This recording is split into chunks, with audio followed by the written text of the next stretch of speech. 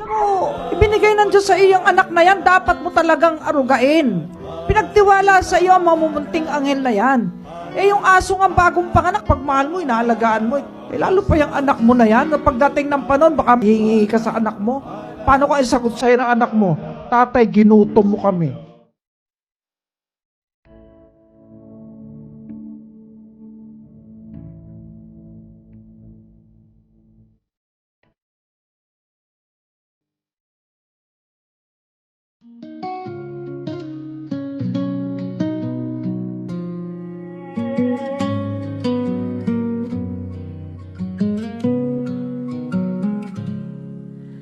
Ikaw ako,